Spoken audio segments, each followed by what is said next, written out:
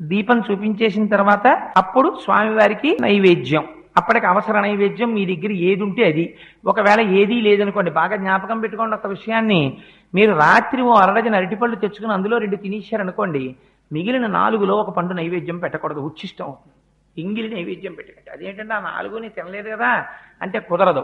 ఒకే అంచుకు వేలాడుతున్నటువంటి పళ్ళలో కొన్నిటిని మీరు తిని కొన్నిటిని నివేదన చేయడానికి వీలు లేదు. కానీ ఒక అరడజన అరటిపళ్ళు తెచ్చి 2 తుంపి పూజ గదిలో పెట్టి 4 పళ్ళు మీరు తింటే దోషం లేదు.